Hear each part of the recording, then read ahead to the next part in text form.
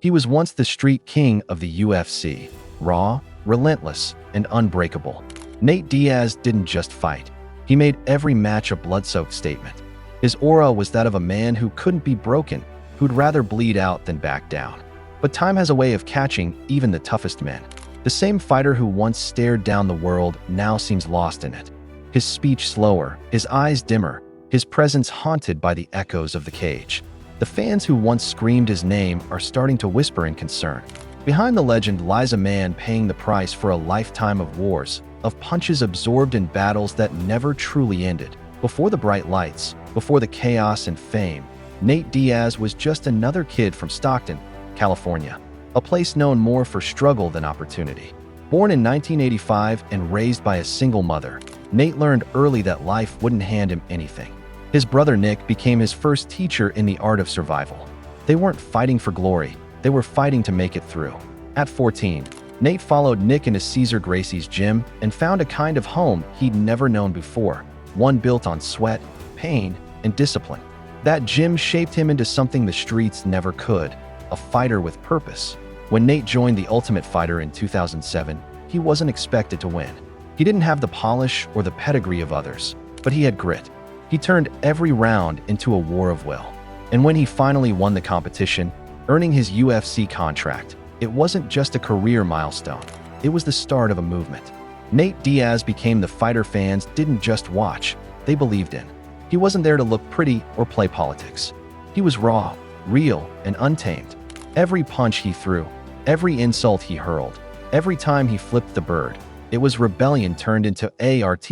As his career unfolded, his fights became legend.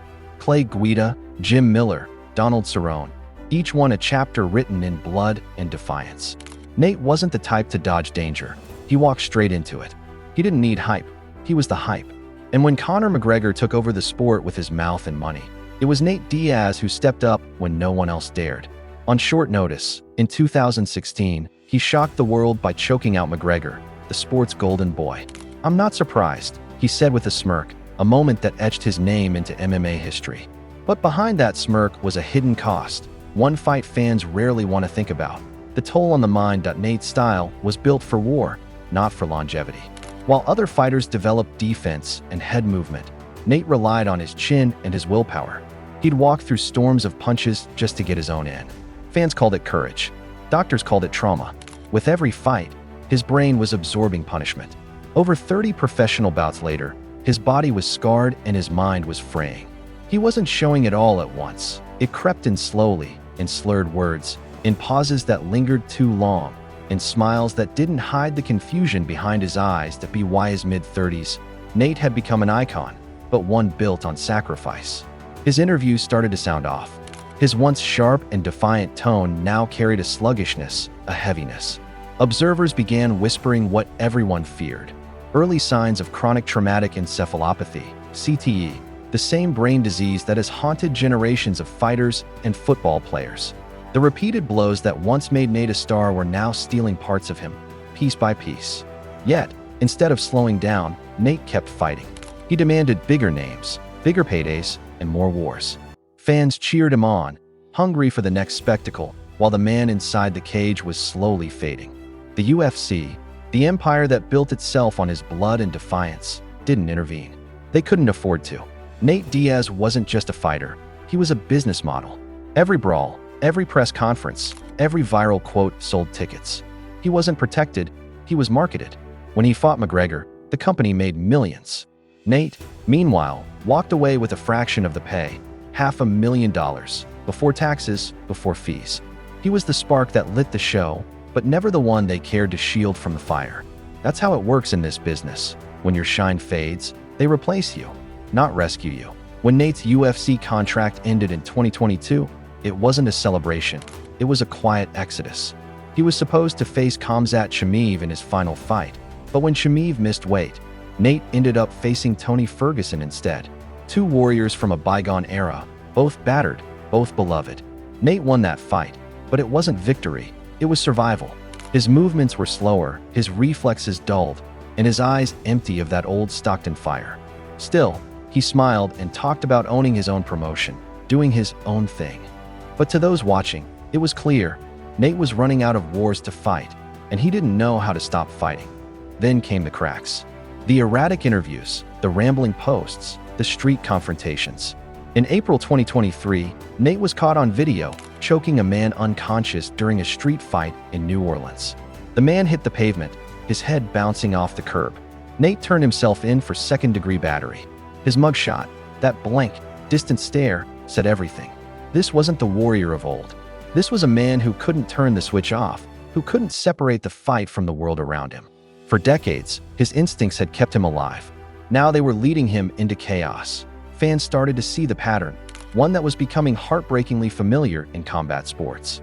Fighters who gave too much, who couldn't stop, who mistook decline for disrespect. Nate's interviews grew harder to watch. His speech slurred more. He repeated himself, drifted mid-thought, grinned through the fog. To him, it was nothing, just another day. To doctors, it was a flashing red light. CTE, it doesn't announce itself. It creeps in, stealing clarity, memory, judgment. And Nate checked every box. Years of sparring, wars inside the cage, head trauma, no rest, no treatment, no intervention, but no one stopped him. Because Nate Diaz wasn't just a fighter, he was a brand.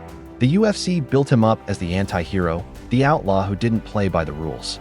He was their chaos machine, their ratings magnet. And when he spoke out about pay, about favoritism, about exploitation, the organization turned its back. They mocked him, labeled him difficult. They'd gotten what they wanted from him. Now they were done. After leaving the UFC, Nate tried to reinvent himself in boxing. The matchup with Jake Paul in 2023 was supposed to be a spectacle, the street fighter versus the influencer. Instead, it became a portrait of decline. Nate, at 38, was slow, flat-footed, and painfully human. He smiled through punches, but it wasn't defiance anymore. It was resignation. Each hit echoed years of old damage. Jake Paul was younger, sharper, faster. Nate's chin held up, but his body couldn't follow. When the final bell rang, it wasn't the loss that hurt. It was the realization that the man fans loved no longer existed in the same way. Even then, Nate refused to quit. He talked about rematches, about fighting again, about launching his own promotion. But it all felt hollow, like a man clinging to ghosts. The same fans who once celebrated his defiance were now pleading for someone to stop him before it's too late. In online forums and interviews, concern replaced excitement. He doesn't sound right. He doesn't look the same. The words repeated like a quiet chorus of worry, and then came the silence. No fights, no announcements, just sporadic appearances, often disoriented, sometimes angry, sometimes nostalgic. Those close to him spoke of paranoia, mistrust, isolation. He cut himself off, convinced that everyone was out to use him. The fire that once fueled him was now burning inward. Even his bond with Nick, the brother who had shaped his entire life, seemed strained. Both men trapped in the same tragic pattern, legends of a brutal sport that gave them everything and left them broken. For fighters like Nate Diaz, retirement isn't peace, it's purgatory. The routines that once defined their lives, training camps, fight weeks, weigh-ins, vanish overnight. What's left is emptiness. And for someone like Nate, who only ever knew the fight, that emptiness can be fatal. He's not just a retired fighter, he's a man without a map. The crowds are gone. The octagon is closed. All that remains are echoes, and the damage those echoes left behind. Nate Diaz's story isn't over, but it's already tragic. It's not about wins or losses anymore. It's about what the fight game takes when no one is watching. He gave everything, his youth, his body, his identity, to entertain the world. And the world cheered as he broke himself for their applause. Now, as the lights fade and the cage door stays shut, we see what's left.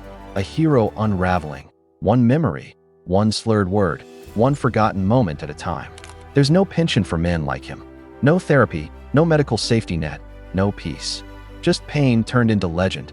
And maybe that's the cruelest truth of all, that the fight never really ends for fighters like Nate Diaz. It just moves inside, where no one can see it. And by the time they realize it's over, it's already too late.